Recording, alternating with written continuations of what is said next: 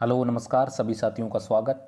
तो आज का हमारा रीजनिंग में टॉपिक रहेगा वेन डायग्राम, जो लगभग हर एग्जाम में पूछा जाता है। और मैं साथियों बता दूं आपको, हर एग्जाम में आपके वेन डायग्राम टॉपिक से 2 से 3 सवाल पूछे जाते हैं और उन सवालों के आंसर आपको किस प्रकार देने हैं ताकि आपके कॉम्पिटिटिव एग्जाम में एक भी सवाल गलत नहीं हो। तो इस वीडियो को आप लास्ट तक जरूर देखिएगा। तो आज का हमारा फर्स्ट क्वेश्चन क्या है, ऐसे गायक कितने हैं जो न तो खिलाड़ी हैं और न ही क्या है अध्यापक हैं। सबसे पहले तो आपको ये चीज़ देखनी है, गायक का पूछा है तो गायक का कॉलम कौन सा है। गायक का कॉलम है आपके, देख लो ये लिखा रहा गायक का, ये आपके 28 नंबर जिसमें अंकित किए हुए हैं, ये किसका कॉलम है, गायक का कॉलम है। मतलब सबसे पहले तो पूछा है जो न तो खिलाड़ी हैं, खिलाड़ी कौन से हैं, खिलाड़ी हैं ये गोले वाले खिलाड़ी हैं जो इसमें वर्त बना रखा है, ये क्या है भाई, खिलाड़ी है। यानी वो न तो गायक क्या है, खिलाड़ी है। गायक अलग हैं और खिलाड़ी अलग है, तो इसका मतलब यहाँ से आपके इसमें नहीं आएगा। तो इधर बचा है अपने पास में ये कितना सा बचा है। इसके बाद में है ने ही अध्यापक हैं। अध्यापक कौन से हैं भाई, त्रिभुज वाले अध्यापक है। तो इसका मतलब ये भी त्रिभुज का भाग है, तो ये भी इसमें नहीं है। तो इसका मतलब जो अपना केवल और केवल गायक का भाग कौन सा हो गया, केवल और केवल गायक का भाग अपने होगा 28 नंबर, जिसमें मैं आपके कलर कर रहा हूँ वो अपने किसका भाग हो गया, केवल और केवल किसका भाग होगा, गायक का भाग होगा। और गायक के भाग में कौन सा नंबर था भाई, 28 नंबर था। यानी सी ऑप्शन है वो क्या हो जाएगा अपना राइट आंसर होगा। सबसे पहले तो आपको क्वेश्चन के अकॉर्डिंग ही चलना है, क्वेश्चन आपको क्या बोल रहा है वैसे ही आपको करना है। तो गायक का पूछा है, गायक क्या है, न तो खिलाड़ी हैं और न ही क्या है अध्यापक हैं। तो गायक का कॉलम कौन सा है, सबसे पहले उसमें जाना है। और जो खिलाड़ी का कॉलम है वो गायक के अंदर आ रहा है, तो इसका मतलब उसको अलग कर दो। और अध्यापक वाला भी आ रहा है, उसको भी क्या कर दो, अलग कर दो। तो इसका मतलब जो 28 नंबर है वो क्या है, केवल और केवल गायक हैं। तो आपको 28 नंबर वाला जो ऑप्शन है वो क्या हो जाएगा, सही हो जाएगा। और अपना सी ऑप्शन क्या हो जाएगा, राइट हो जाएगा। आते हैं नेक्स्ट क्वेश्चन पे। अगला सवाल आपका, त्रिभुज गायकों का द्योतक है। द्योतक यानी प्रदर्शित कर रहा है, जो त्रिभुज की जो आकृति है वो किसको प्रदर्शित कर रही है, गायकों को। बिल्कुल लिख दूं मैं, त्रिभुज है वो क्या है भाई, गायक हैं।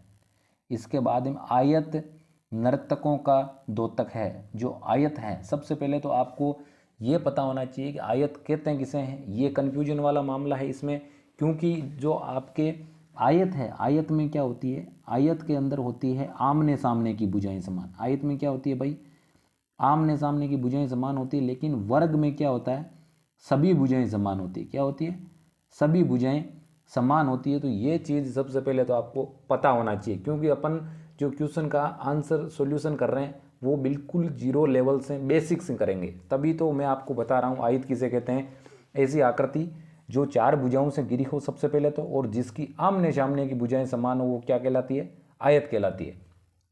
अगर वर्ग की बात करें तो वर्ग क्या होता है, ऐसी 4 भुजाओं से घिरी हुई बंद आकृति जिसकी सभी भुजाएं क्या हो, समान हो, तथा सभी कोण कितने डिग्री के हो, 90 डिग्री के हो, ऐसी आकृति क्या कहलाती है भाई, वर्ग कहलाती है। आगे आते हैं, जो त्रिभुज हैं वो क्या है, गायक हैं। और जो आयत हैं वो क्या है भाई, आयत वाले क्या है, नर्तक है। आयत वाले क्या भाई, नर्तक है। तो अपने इसमें आयत कौन सा है, इसमें आयत है आपके ये वाला।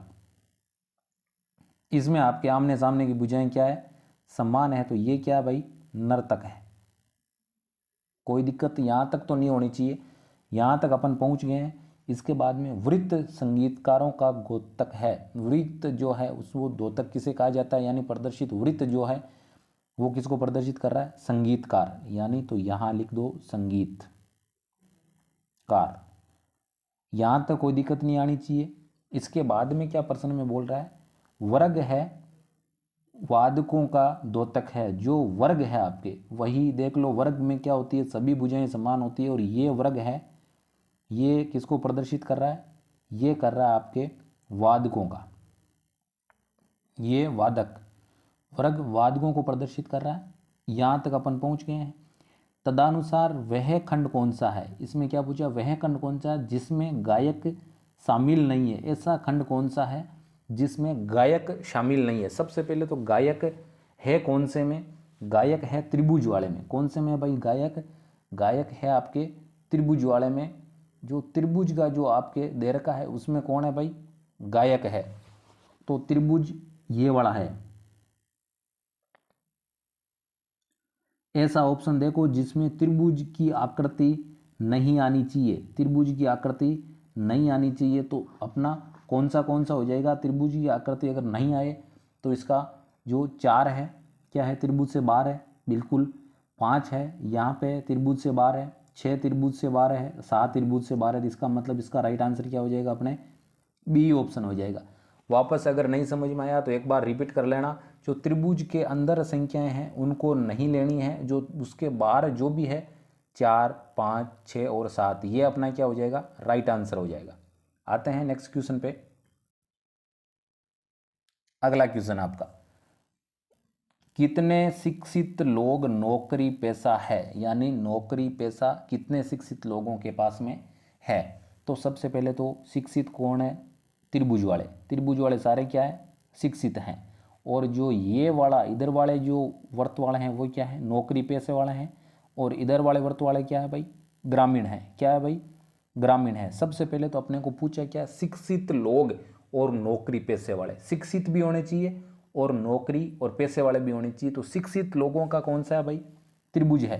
तो अपना आंसर होगा त्रिभुज के अंदर अंदर होगा और त्रिभुज के बाहर नहीं होगा। त्रिभुज के अंदर ये देखो नौकरी पैसे वाला, तो ये त्रिभुज और ये आपके ये वर्त, और इस त्रिभुज के अंदर कौन सी आ रही है संख्याएं? 6 और 12 आ रही है। कौन सी आ रही है भाई? 6 और 12, यानी दोनों को जोड़ें तो कितने लोग हो गए? 12 प्लस 6 बराबर 18। 18 लोग ऐसे हैं जो शिक्षित भी है और नौकरी पेशे वाले भी है। तो इसका मतलब अपना सी ऑप्शन क्या हो जाएगा? राइट आंसर हो जाएगा।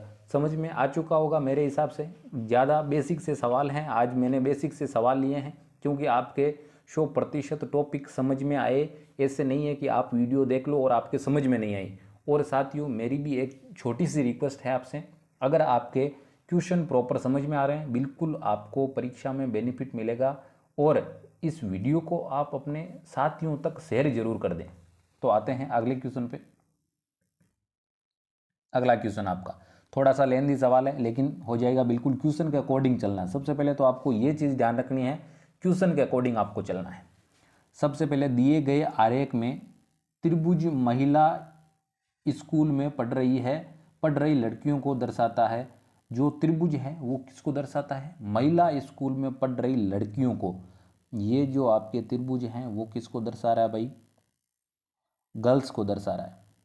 कोई दिक्कत यहाँ तक बिल्कुल नहीं होनी चाहिए। वर्ग बालकों के स्कूल में पढ़ रहे बालकों को दर्शाता है। वर्ग जो आपके है, बिल्कुल पहले सवाल में मैंने बताई थी परिभाषा वर्ग की, ये किसको दर्शाता है? बॉयज स्कूल में पढ़ने वाले बालकों को। तो इसको बी लिख दिया बॉयज और ये स्कूल लिख दिया गर्ल्स स्कूल में पढ़ने वाली गर्ल्स को दर्शाता है त्रिभुज। और वर्ग है वो किसको दर्शाता है? बॉयज स्कूल में पढ़ने वाले लड़कों को। और वर्त मेट्रिकुलेशन स्कूल में पढ़ रहे छात्रों को दर्शाता है। जो आपके वृत्त है ये किसको दर्शाता है? मेट्रिकुलस स्कूल में पढ़ रहे छात्रों को। ये भी MB कर रहा हूँ इसको मैं, बिल्कुल समझ में आ जाएगा क्योंकि मेट्रिकुलेशन स्कूल में पढ़ने वाले बॉयज को शो कर रहा है। इसमें अपने को क्या पूछ रहा है ये इंपॉर्टेंट है। मेट्रिकुलेशन स्कूल में पढ़ रहे लड़कों और लड़कियों को दिखाने वाला भाग, यानी मेट्रिकल स्कूल में पढ़ रहे लड़कों और लड़कियों के कौन से भाग में वो शो कर रहे हैं कि जिस भाग में मेट्रिकुलेशन वाले जो छात्र हैं और छात्रा भी है, इसमें कौन सा भाग होगा भाई? इसमें ये देखो, सबसे पहले तो ये वाले भाग में जाते हैं। ये क्या है? मेट्रिकुलेशन स्कूल में पढ़ने वाले क्या हैं? बॉयज हैं। क्या है भाई? बॉयज हैं। इसमें ऐसा कौन सा भाग आ रहा है जिसमें गर्ल्स भी आ रही है और बॉयज दोनों हैं? और लड़कियां में कौन सा भाग है भाई? त्रिभुज वाले भाग की लड़कियां हैं। तो इसका मतलब त्रिभुज वाला भाग यहाँ आपके इस वर्त में आ रहा है। तो ये वर्त की लड़कियां हैं वो किस में आ रही है भाई? इस मेट्रिकुलेशन वाली स्कूल में आ रही है। तो इसका मतलब इसका राइट आंसर अपने क्या हो जाएगा? डी हो जाएगा। क्या हो जाएगा भाई? डी हो जाएगा। अपने को लड़कियों का ही पूछा है और लड़कियां ई वाली यहाँ पढ़ रही है, तो इसका मतलब डी ऑप्शन क्या हो जाएगा? अपना राइट आंसर हो जाएगा। जिस प्रकार से आप क्वेश्चन को पढ़ोगे और क्वेश्चन के अकॉर्डिंग अगर आप चलोगे तो 100% मैं कह सकता हूँ कि आपके सवाल गलत होने के चांसेस बिल्कुल कम हो जाएंगे। और साथियों बाकी सवाल भी देख लीजिए आप, और जो नेक्स्ट क्लास होगी उसमें और भी अच्छी तरीके से और अच्छी तरीके के साथ करवाऊँगा सवाल। अगर आपके किसी भी सवाल में कोई भी किसी भी प्रकार की दिक्कत है तो कमेंट बॉक्स में कमेंट कर दीजिए, और इस वीडियो को आप जितना हो सके उतना शेयर जरूर करें, और इस चैनल के साथ जुड़ जाइए, सब्सक्राइब कर दें प्लीज़।